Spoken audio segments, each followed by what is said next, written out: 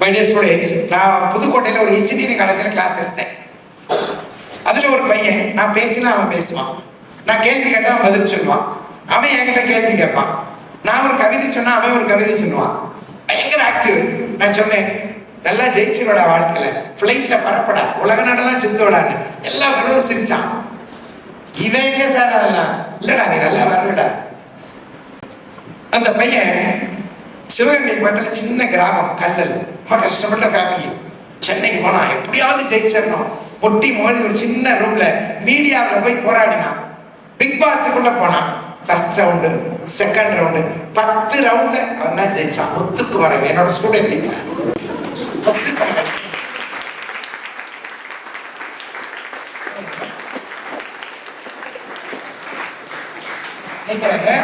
அந்த பிக் பாஸை பார்த்தீங்கன்னா ஒரு 3rd அல்ல 4th ரவுண்ட் இருக்குன்னு நினைக்கிறேன். ஒரு 12 பொருளை வச்சுக்கிட்டு அந்த கேம் நடக்கும். அதெல்லாம் காணாம வைக்கிடுவாங்க. இப்போ அதை ஆர்டர்ல சொல்லணும். இந்த பையன் அழகா 12, மற்றவங்களாம் 3-4 மேல சொல்ல முடியல. இந்த பையன் அழகா 12 பொருளையும் சொல்லி போர்டில் எழுதுவாங்க. எப்படிப்பா இதெல்லாம் பண்றீங்கன்னு கேட்டாங்க. விஜய் சேதுபதி கேட்டார். அவர் சொன்னாரு, எங்க காலேஜில் ஒரு ஈவெண்ட் நடந்துச்சு, மெமரி சொல்லிக் கொடுக்க ஒரு சார் இருந்தாரு. என்னையும் சொல்ல மாட்டா, மெமரி சொல்லிக் கொடுக்க ஒரு சார் இருந்தாரு. லிங்க் மெத்தட்னு ஒரு டெக்னிக்கை சொல்லிக் கொடுத்தாரு. இப்ப நான் அத்தனை பொருளையும் லிங்க் பண்ண ஒரு ஸ்டோரி மாதிரி எழுதிட்டேன். இன்னும் போகையில இன்னும் கொஞ்சம் எக்ஸ்பிரஷனா அந்த நம்பர் சொல்லித்தான். நல்லா தெரிஞ்சுக்கோ, ஒரு டெக்னிக்கு மாறவே மாறாது, ஃபிக்ஸடு. நீ அதை எங்க வேணாலும் யூட்டிலைஸ் பண்ணிக்கலாம். உன்னுடைய படிப்புக்கு மட்டும் இல்ல, உன் ப்ரொஃபஷனல், உன்னுடைய ஃபியூச்சர். ஸோ அப்போ நீ இந்த டெக்னிக்கை மனசுல வச்சுக்கணும். இந்த நம்பரை மனசுல வச்சுக்கிறதுக்காக அல்ல. பிளைண்ட் ஹார்ட் என்பது நீ அந்த ஃபார்முலாவை, இப்ப நல்லா கவனி, இங்கிலீஷ்ல கிராமர் இருக்கு, தமிழ்ல இலக்கணம் இருக்கு. அதெல்லாம் என்ன பண்ணுவேன் புரியுமா? தமிழ்ல பஞ்ச புகழ்ச்சி அணி அப்படின்னா சூப்பர் ஃபார்முலா. அவங்களுக்கு ஒரு கிளாப் கொடுங்க.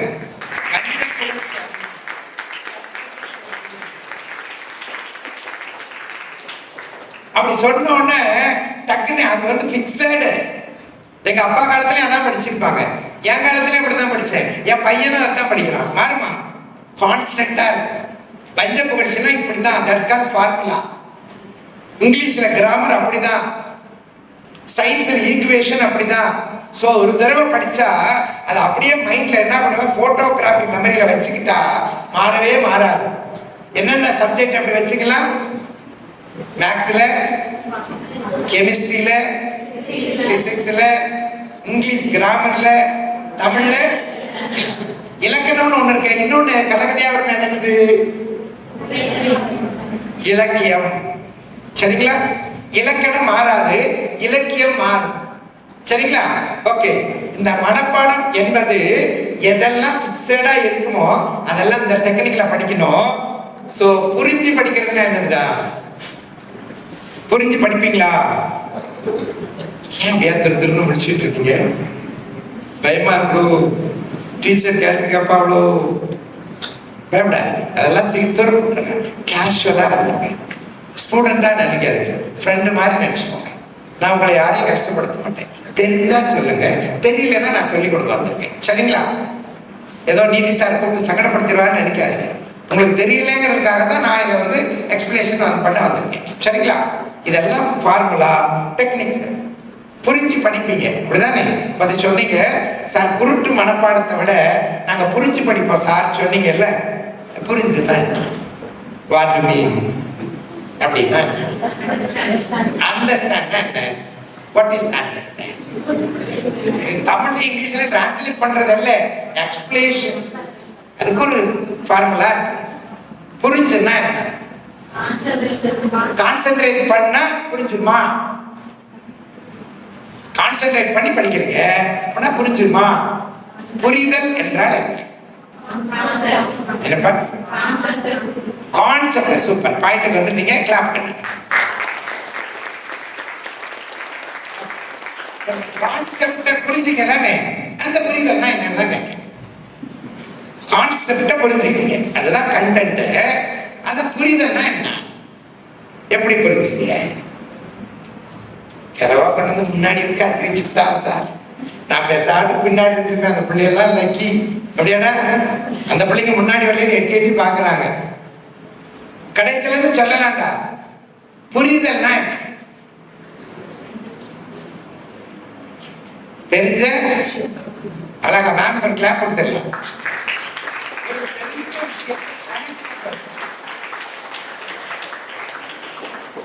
ஒரு தெரிஞ்ச விஷயத்தை கனெக்ட் பண்றது. புரியுதல்னா என்ன அப்படின்னா ஒரு ஸ்டோரி மாதிரி. புரியுதுங்களா? ஒரு ஸ்டோரி மாதிரி. ஃபார் எக்ஸாம்பிள், இப்போ நான் ஒரு விஷயம் சொல்றேன், உனக்கு புரியுதான்னு பாரு. சரிங்களா? ஒரு பெரிய குளம் இருக்கிறது, குளத்துக்கு நடுவே லோட்டஸ் இருக்கிறது, லோட்டஸ் மேல 2 ஃபிஷ் குதிச்சு விளையாடுது, ஒரு மானும் முயலும் தண்ணி குடிச்சுட்டு இருக்கு, தூரமா சிங்கம் கர்ஜனை பண்ணுது, மானும் முயலும் துள்ளி குதிச்சு ஓடிட்டு.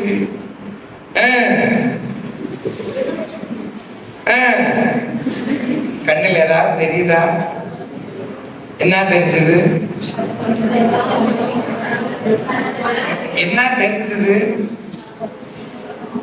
நான் சொன்னது என்ன சொன்னேன்?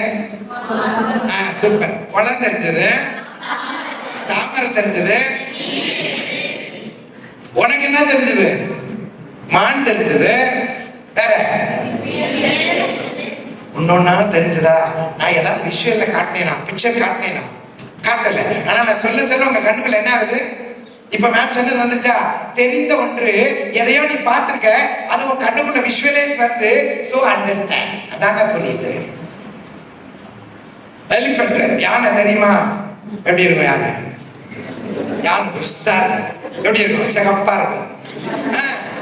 எப்படி இருக்கும்? பிளாக்கா இருக்கும். அப்புறம் யானை எப்படி இருக்கும்? துதிக்கை இருக்கும். நான் சொன்ன உடனே யானைன்னு கண்ணுக்குள்ள வருதா? உங்க கண்ணுக்குள்ள இமேஜினேஷன் வருதா? விஷுவல் வருதா?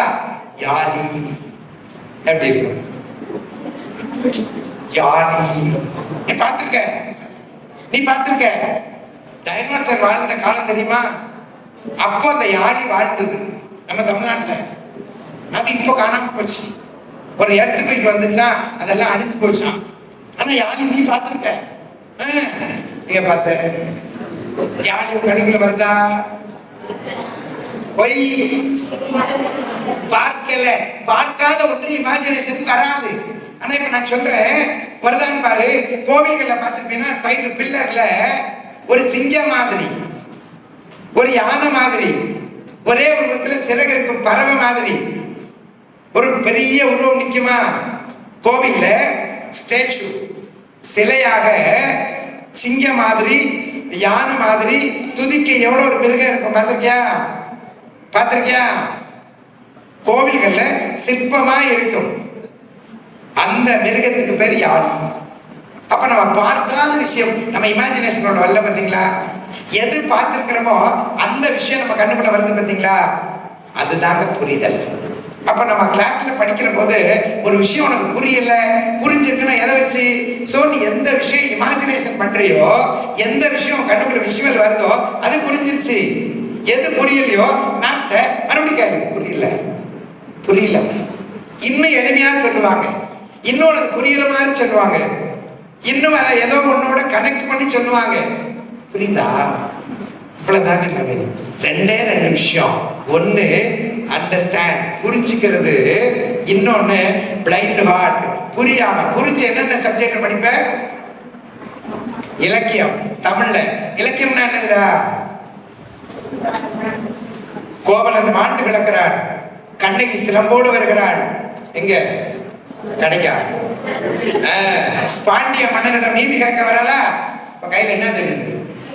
சிலம்பு தெரியுதா? சோ இதுதாங்க கற்பனை. நாம சொல்ல சொல்ல உன் கண்ணுக்குள்ள அந்த காட்சி வருது. பாத்தீங்களா? இதுதான் புரிதல்.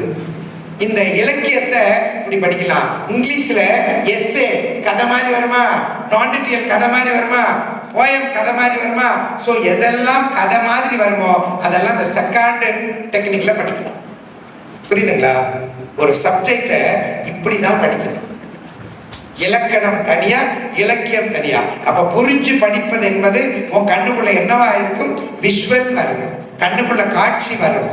சோ அத 3 விஷயம் சொல்றாங்க. எழுதிக்கோங்க. RRR பார்த்திருக்கியா? RRR தம்பி எழுதுங்கம்மா, ஏதாவது டவுட் இருந்தா என்ன கேளுங்க. ட்ரிபிள் ஆர் அப்படின்னா சினிமாவா? மூணாறு, மண்டையில கோளாறு. மூணாறு அப்படின்னா ஒரு டூரிசம் பிளேஸ்ல, அது இல்ல, அது இல்ல. ட்ரிபிள் ஆர் அப்படின்னா மெமரியில ஒரு அருமையான டூல். ஃபர்ஸ்ட் ஆர் ரிசீவிங், உள்வாங்குதல். உள்வாங்குதல் எதை? நீ படிக்கிற சப்ஜெக்ட உள்வாங்குதல். ரிசீவிங் இங்கிலீஷ்ல எழுதுங்க, தமிழ்ல எழுதுங்க. ரிசீவிங்னா உள்வாங்குதல். ரிட்டைன், ரிட்டர்ன் பண்ணிக்கிறது. படிச்ச பாடத்தை தக்க வைத்தல், ரிட்டர்ன் பண்ணி வச்சுக்கிறது. ரிசீவிங், ரிட்டைனிங், ரிட்டர்ன் அல்ல, ரிட்டைனிங். தேர்ட் ஒண்ணு ரீகால், வெளிக்கொண்டு வருவது. மூணு விஷயம் இருக்குங்க.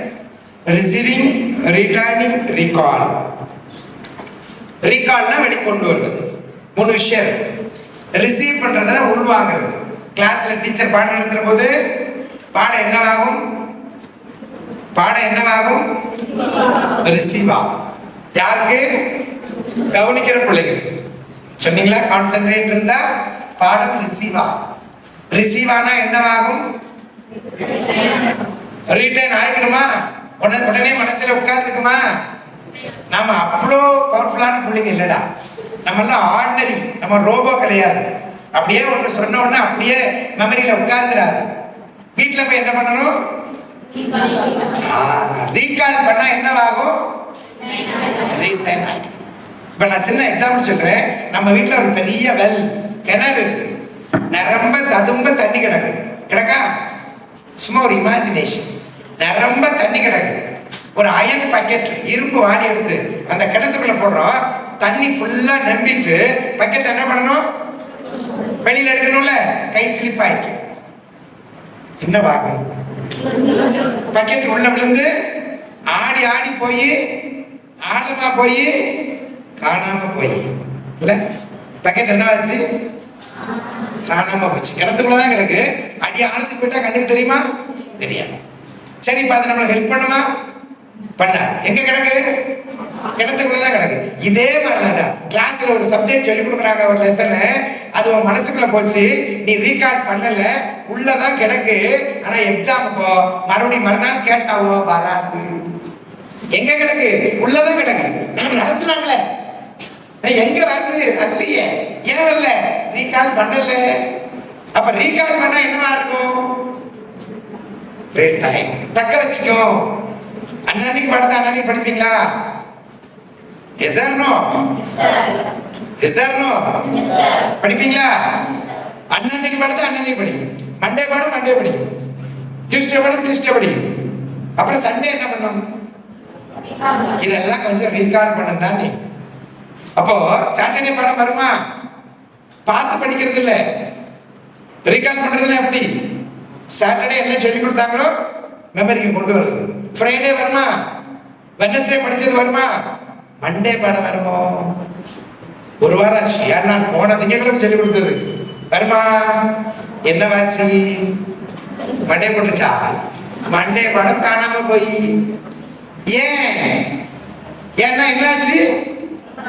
டச் விட்டு போச்சு. ரொம்ப நாள் ஆச்சு. 7 days. 7 நாள் ஆச்சு சார். இதுக்கு ஒரு சின்ன டெக்னிக் சொல்லி தரல.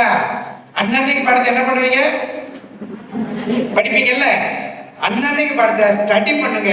நேற்று பாடத்தை ரீட் பண்ணுங்க. என்ன சார் ஸ்டடினா என்ன? ரீடுனா ரீடுனா வாசிக்கிறது. எதை வாசிப்போம்? இல்ல, எதை வாசிப்போம்? வீட்டுல எதையோ வாசிச்சுட்டே இருப்போமே. யாரோ சொன்னாங்க நியூஸ் பேப்பர். நியூஸ் பேப்பர் யாராவது உட்காந்து படிப்பாங்களோ? படிக்குமோ? கிடையாது. நியூஸ் பேப்பர் என்ன பண்ணும்? ரீடு பண்ணும். ஏன்னா அதெல்லாம் நம்ம மெமரி வச்சுக்கணும்னு அவசியம் இல்லை. அது ஒரு 20 பக்கம் இருக்கும். நல்லது இருக்கும், கெட்டது இருக்கும். தேவையானது எடுத்துக்குவோம், ஃபில்டர் பண்ணி, தேவையில்லாத விட்டுருவோம். ஸோ ரீடு பண்ணு. ஆனா நம்ம சப்ஜெக்ட் எப்படி வச்சுக்கோம்? ஸ்டடி பண்ணும். இன்னைக்கு பண்ண நம்மளுக்கு கொஞ்சம் புரியல, படிச்சோம் ஒரு 50% புரிஞ்சிருக்கு டிக்ஷனரியை பார்த்து எழுதி பார்த்து. ஸோ மறுநாள் கிளாஸ்ல தான் மேம் பண்ணாங்க, இதை கொஞ்சம் புரியலையே. அவங்க இன்னும் கொஞ்சம் எக்ஸ்பிளேஷன் பண்ணுவாங்க, ஒரு 25% உள்ள படம், இன்னொரு 25 வரல, 75 தான் இருக்கு. பக்கத்துல பையன்ட்ட கேள்வி ஃப்ரெண்டுகிட்ட சொல்லுவானா, அவனும் புரியலம்மானோ. தெரிஞ்சிருக்கும், நல்லா தெரிஞ்சுக்க. நம்மளுக்கு புரியலன்னா எல்லாருக்கும் புரியலன்னு அர்த்தம் இல்லை. எனக்கு புரியாத விஷயம் உனக்கு புரிஞ்சிருக்கும், உனக்கு புரியுற விஷயம் எனக்கு புரியாம இருந்திருக்கும். பிரெயினுடைய பவர் அப்படிடா. சோ அவங்கிட்ட கேளு, அவன் ஏதோ ஒன் லெவலுக்கு எளிமையா சொல்லுவான், ஏதோ ஒண்ணு கம்பாரிசன் பண்ணி சொல்லுவான், ஈஸியா புரிஞ்சுக்கணும். இப்ப நீ எவ்வளவு மார்க்கு வச்சிருக்க? 100% உனக்குள்ள அண்டர்ஸ்டாண்ட் ஆச்சு. எல்லாம் புரியுதுங்களா? அப்போ ஸ்டடி என்பது எஃபோர்ட் போட்டு படிக்கணும். ஆனா ரீடு பண்ணும்போது எஃபோர்ட் போட வேண்டாம். நேற்று படிச்சதானே, லேசா ரீடு பண்ணா போதும், கண்ணு பார்த்தா போதும், அடுத்த நாள் அப்படி லேசா ரீடு பண்ணா போதும். இப்படி நீ ஒரு மாச பாடத்தை உன்னோட ஃபிங்கர் டிப்ல வச்சுக்கலாம். ரெடி? போன வாரம் எக்ஸாம் போயம் நடத்தினேன், எக்ஸாம் எழுத யார் ரெடி? மற்றவங்க ரெடியோ இல்லையோ, நீ ரெடி. ஏன் என்ன வச்சிருக்க? ஃபிங்கர் டிப்ல வச்சிருக்க. எல்லாம் புரியுதுங்களா? சோ மெமரியை பொறுத்தவரை டச் இல்லைன்னா மறந்துடும் இல்ல. அப்போ நம்ம அதை ரீகால் பண்ணிட்டே இருக்கணும். எப்போ ரீகால் பண்ண ரெடியா இருக்கிறியோ அப்போ உனக்கு அந்த சப்ஜெக்ட் உன்னுடைய மெமரியில எப்பவுமே இருக்கும். ரிசீவ் பண்ணிட்ட, ஓகே. எப்ப ரிசீவ் ஆகும்? எப்ப ரிசீவ் ஆகும்? எப்ப ரிசீவ் ஆகும்? இப்ப சொன்னீங்க ரிசீவ் ஆயிடும். எப்ப ரிசீவ் ஆகும்?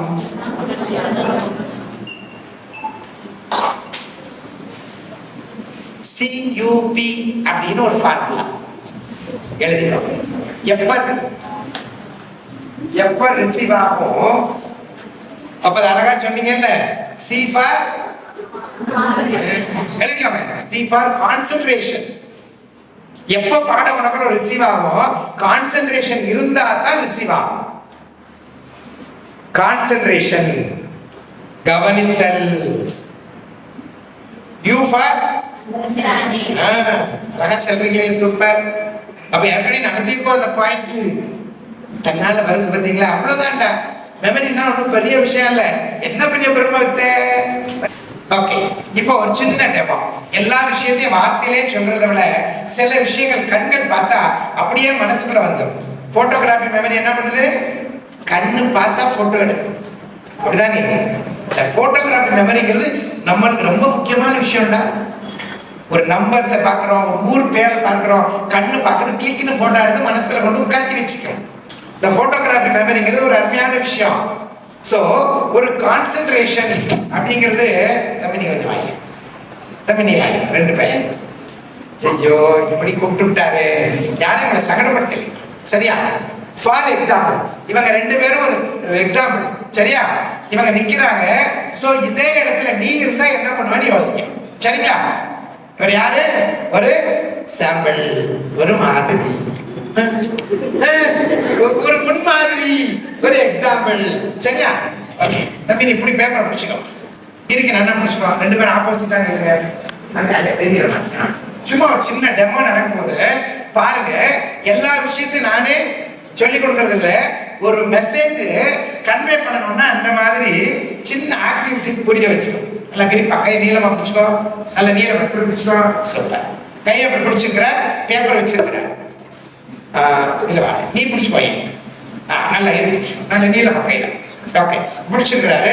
5 விரல வச்சுட்டு, தம்பி நீ என்ன பக்கத்துல, இன்னும் கொஞ்சம் ஃபோர்ஸ் பண்ணு, இன்னும் கொஞ்சம் ஃபோர்ஸ் பண்ணு, ஓகே போதும். இப்போ ஃபோர்ஸ் பண்ணாரு, போதும். ஏதாவது ரியாக்ட் வந்ததா? நியூட்டன் ஃபார்முலா தப்பா போச்சு. எவ்ரி ஆக்ஷன்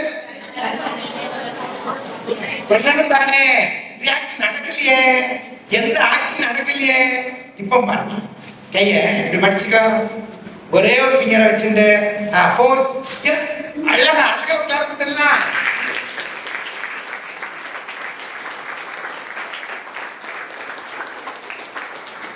பாருங்க, 5 விரல வச்சு ஃபோர்ஸ் பண்ணாரு, எந்த ரியாக்ஷன் நடக்கல. ஆனா ஒரே ஒரு சிங்கிள் ஃபிங்கரை வச்சு கொஞ்சம் மூவ் பண்ணாரு, என்ன ஆச்சு? உடஞ்சி கிழிஞ்சி இல்ல இந்த மெமரிக்கு ரொம்ப முக்கியமானது பை ஹார்ட். மனசோட கேரக்டர்ஸ் 5 விதமான கேரக்டர்ஸ் தெரியுமா? மனசு என்ன பண்ணும்? இங்கே அங்கே அலப்பாஞ்சினே இருக்கும். மனசு உட்காருனா உட்காருமா? உட்காராது, அலப்பாஞ்சினே இருக்கும். மனசு என்ன பண்ணும்? தேவையில்லாம டென்ஷன் ஆகிட்டே இருக்கும். ஐயோ நாளைக்கு எக்ஸாம் இருக்கு போலியே, ஐயோ நாளைக்கு ப்ராக்டிக்கல் இருக்கு, என்ன ஆகும்? மனசு டென்ஷனாவே இருக்கும். மனசு எப்பவும் ஒரியிலேயே இருக்கும். கவலை கவலை, என்னத்தை நாமெல்லாம் படிச்சு விளங்கி அப்பா அம்மாவை உட்காந்து வச்சு சோறு போட்டு நம்மளையும் நம்பி செலவழிக்காமல சோ மெனி ப்ராப்ளம் வருமா? கவலை. ஆனா ஒன்னும் அர்த்தமே இருக்காது. ஒரு பேர் என்னடா கவலையா இருக்கு சார், என்னடா பிரச்சனை? ஒண்ணுமே இல்லாத கவலைப்படுறேன், ஒண்ணுமே இல்லையா கவலை. நினைச்சு பாருங்க, இந்த ஒரி மனசுல சொல்லியோ சொல்லாமலோ. இன்னொன்னு என்ன தெரியுமா? Inferiority complex. எனக்கெல்லாம் ஒண்ணுமே முடியாது சார், அன்பே எஸ்டிமேட், எனக்கெல்லாம் வராது சார், என்னால முடியாது சார் என்ற நிலை. ஒண்ணே ஒண்ணு என்ன தெரியுங்களா? என்னால முடியும், எனக்கு இருக்கு சார் என்கிற அந்த பவர், வில் பவர் அந்த ஒண்ணுல இருக்கு. இந்த 5 கேரக்டர் மனசுல இருக்கு. இப்ப என்ன பண்ணுச்சு? 5 கேரக்டரோட நீ முன்னாடி இருக்கிற தடையை ஃபோர்ஸ் பண்ற. எப்படியாவது எக்ஸாம்ல 100 out of 100 எடுக்கணும்னு ஃபோர்ஸ் பண்ற. ஆனா 5 விதமான கேரக்டர்ஸோட மோதல ஜெயிக்க முடியல, தோத்துற. ஆனா உன் பதட்டத்தை போக்கி, உன்னுடைய கவலையை போக்கிவிட்டு, உன்னுடைய அளவாயிர மனசை போக்கிவிட்டு, சோ உன்னோட கேரக்டரை, உன்னுடைய அந்த மறதி என்கிற நிலையை மாத்திவிட்டு, உங்ககிட்ட இருக்கிற அந்த வில் பவர், முடியும் சார், ஜெயிச்சிருவேன் சார்ங்கிற ஒரே கான்சென்ட்ரேஷன். மனசு இங்கே அங்கேயே செதறி கிடக்குது, பதறி கிடக்குது. இவைகளெல்லாம் உனக்குள்ள அடக்கி ஒரே ஒரு சிங்கிள் ஃபிங்கரை உனக்கு முன்னால நீ ஃபோர்ஸ் பண்ற போது, உன் முன்னாடி இருக்கிற தடை அதை என்னாச்சு? தடை அதை உடை. உச்சம் தொடு, அச்சம் இல்லாமல் உச்சம் தொடு, மிச்சம் வைக்காம உச்சம் தொடு. மிச்சம் வைக்க கூடாது, உச்சம் தொடணும், அச்சப்படாது. வாழ்க்கையில மிகப்பெரிய வெற்றிகளை சந்திக்கணும்னா நாம மனசுல சோ வில் பவரை வச்சுக்கோ. அந்த ஒண்ணு தாங்க மிகப்பெரிய வெற்றிக்கு ஃபவுண்டேஷன். அந்த வில் பவர். மனசு பதற்றப்பட்டுட்டே இருக்கும், நம்மளால முடியுமாங்கிற அண்டர் எஸ்டிமேட் பண்ணிட்டே இருக்கும். எல்லாம் புரியுதுங்களா? அப்போ இந்த ஒண்ணு வில் பவர் எல்லாம் உனக்குள்ள அடங்கி போகும். உன்னால என்ன முடியும்? நல்ல மெமரி வச்சுக்க முடியும். உன்னால என்ன பண்ண முடியும்? எக்ஸாம்ல பக்காவா பிரசன்ட் பண்ண முடியும். நீ படிச்சதை அழகா எக்ஸாம் கொடுக்க முடியும் அப்படின்னு நீ எப்ப நினைக்க ஆரம்பிச்சிட்டியோ, அந்த வில் பவர் வருகிற போது சோ உனக்கு முன்னாடி இருக்கிற தடை உடைஞ்சு தூள் தூளா போயிடும். புரியுதுங்களா? தடைங்கிறது சாதாரண விஷயம் இல்லைங்க. எத்தனையோ பேரியர், அந்த தடையில முடங்கி போனவர்கள் பல பேர் தங்க வாழ்க்கையை தொலைச்சிடுறாங்க. தடையை உடைச்சிட்டு வெளியில வரணும்னா உன்னுடைய கான்சென்ட்ரேஷன். நல்ல சன்லைட் இருக்கா, சூரிய வெளிச்சம், பஞ்சத்துக்கு போட்டா பத்திக்குமா? பத்திக்குமா? தீ பிடிக்குமா? பிடிக்காது. எப்போ பிடிக்கும்? ஒரு லென்ஸை வச்சா. ஏன்? சூரியனுடைய கிரண கதிர்கள் பறந்து விரிந்து வருது. சூடு இருக்கும், ஆனா தீ பிடிக்காது. ஃபயர் ஆகணும்னா என்ன பண்ணணும்? லென்ஸை வைக்கணும். ஏன்? அது பறந்து விரிந்து வருகிற அந்த கதிர்களை ஒருநிலைப்படுத்து. எல்லாம் புரியுதுங்களா? பட்டாசு இருக்கா? கொளுத்தி போட்டா என்னவாகும்? பட்டா பட்டன் வெடிக்குமா? காட்டன் பஞ்சை போட்டு கொளுத்தி போட்டா திக்கு திக்குன்னு எரியுமா? பேப்பர் இருக்கு, கொளுத்தி போட்டா எப்படி இருக்கும்? மத்த எரியுமா? வாழை மட்டை கொளுத்தி போட்டா என்னவாகும்? என்னவாகும்? எங்கெல்லாம் கிராமத்து பிள்ளைங்க எரியாது. வை ஈரமா இருக்கு நான் சொன்னேனா? காஞ்சே கிடக்கு, ஆனா எரியல. வை சொல்லுங்க, தப்ப நான் புதுசா ஏதாவது தெரிஞ்சுக்கிறேன். ஏன் வாழை மட்டும் பத்திக்கல? பெருசா இருக்கா? பட்டாசு உடையவா 1000 वाला 5000 वाला சயின்ஸ்டா, பியூர்லி சயின்ஸ். ஏன் வாழை மட்டும் பத்திக்கல? என்ன சொல்றீங்களே? வாழை மட்டும் ஏன் பத்திக்கல? சரி பேப்பர் ஏன் பத்திக்குது? பேப்பர்ல லைட் வெயிட்னால பத்திக்கிச்சா? ஆஹா, சூப்பர், நல்ல நல்ல நல்ல யோசனை, நல்ல யோசனை, வெரி குட். அப்ப கனமா இருக்கிற பஞ்சு லைட்டா தான் இருக்கும், காற்றுல கூட பறக்காது, பத்திக்குது. சயின்ஸ் என்ன சொல்லுது? எதுக்குள்ள கார்பன் இருக்கோ கார்பன் அப்ப ஃபயர், கார்பன் எதுக்குள்ள இருக்கோ பத்திக்கும், சயின்ஸ். அப்போ பட்டாசுக்குள்ள கார்பன் இருக்கு, பத்திக்கிச்சு. பேப்பருக்குள்ள கார்பன் இருக்கு, பத்திக்கிச்சு. சீனி கல் இருக்குல்ல, இந்த கல்லுல கூட கார்பன் இருக்கு, அதான் ஃபயர் ஆகும். ஆனா வாழை மட்டக்குள்ள கார்பன் இல்லைங்க. கொளுத்துனா ஃபயர் பண்ணா ஃபயர் ஆகாது. ஏன்? பத்திக்கக்கூடிய கார்பன் இல்லை. தீயில போட்டா கரிஞ்சுட்டே போகும், இப்படி எரிஞ்சு எரிஞ்சு எரிஞ்சு எரிஞ்சு தீயாக வராது. ஆனா புகைஞ்சு புகைஞ்சு புகைஞ்சு சாம்பலாய். ஏன்? ஏன்னா உள்ள கார்பன் இல்லை. சோ உனக்குள்ள கார்பன் இருந்தா இந்த விஷயத்த சொன்னா பத்திக்கிற. நீதி சார் சொல்றாரு, எனக்கு தானே சொல்றாரு அப்படின்னு உனக்குள்ள கார்பன் இருந்தா பத்திக்குவேன். இல்லைன்னா பத்தோட அது ஒண்ணு, அத்தோட இது ஒண்ணுன்னு விட்டுருவேன். புரியுதுங்களா? உனக்குள்ள அந்த கார்பனை கிரியேட் பண்ணிக்க. ஏதோ நீதி சார் சும்மா டைம் பாஸ் பேசல. யார் சார் அந்த நீதி? எம்பர்தண்டா நம்ம நீதி ராஜா பேரதுக்கு போடுறாடா இல்லையா? எல்லாம் தெரிஞ்சுக்கோ, உனக்குள்ள ஜெயிக்கணுங்கிற அந்த வெறி இருக்கணும்டா. ஒரு சாதாரண சின்ன கிராமத்துல பிறந்தோம், சாப்பாட்டுக்கு கூட வழி இல்லாத கஷ்டப்படுற ஃபேமிலி எங்க ஃபேமிலி. எங்க ஃபேமிலியை நான் டாப்பரா கொண்டு வரணும்னு ஒவ்வொருவருக்கும் ஒரு சபதம் இருந்தா ஜெயிச்சிருவேன். இப்ப எல்லாருமே ஐஏஎஸ் ஆயிருமா?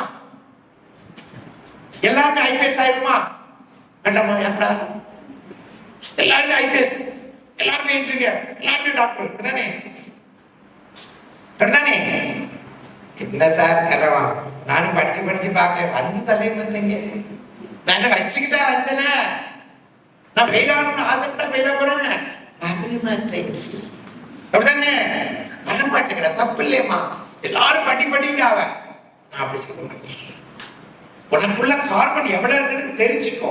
எல்லாருக்குள்ள இருக்கு. ஆனா உன்கிட்ட ஒருவேளை படிப்பு சுமாரா இருக்கு. எல்லாருமே 100 எடுத்துட்டா பிறகு மற்ற வேலை சேர்ந்து யாரு? எல்லாருமே டாக்டரா போயிட்டா, எல்லாருமே இன்ஜினியரா போயிட்டா. என்ன நல்லா தெரிஞ்சுக்கோ. எல்லாருமே பட்டி பட்டின்னு சொல்றாங்கன்னு நினைச்சுக்காத. உங்ககிட்ட ஏதோ ஒரு ஸ்பெஷல் இருக்கும். இருக்கா? ஸ்பெஷல் இருக்கா? கண்டுபிடி. Go back to inside the travel. Swami Vivekanandar சொல்றார், உனக்குள்ளப்போ ஏதோ உங்ககிட்ட ஸ்பெஷல் இருக்கும். டான்ஸ் இருக்கும், பேச்சு இருக்கும், பாட்டு இருக்கும், சோ கவிதை இருக்கும், மேடையில பேசுற எலக்ட்ரிஷன் இருக்கும், ஏதோ ஒரு ஸ்பெஷல் இருக்கும். அதை பிரசன்ட் பண்ணு. நல்லா புரியுதா? 100க்கு 100 எடுக்கிறது மட்டும் இல்லைப்பா படிப்பு. நான் தான் ஸ்கூல்ல படிக்கல, ஆவரேஜ் ஸ்டூடெண்ட். இந்த பையெல்லாம் விலைக்கு வாங்கணும்னு எங்க சயின்ஸ் வாத்தியார் சொன்னார். ஆனா அவர் என்ன அப்புறம் அப்ரிஷியேட் பண்ணார். நீதி பையன் ஜெயிச்சுட்டானே, பொறாம இல்ல, ஆச்சரியம். இந்த பையெல்லாம் என்னத்தை படைச்சுக்க போறான்னு நினைச்சவரு மத்தியில வாத்தியாருக்கே பாடம் எடுக்கிறான். ஏன்? எனக்குள்ள ஒரு தாகம் இருக்குதா, ஜெயிக்கணும் ஜெயிக்கணும் ஜெயிக்கணும்.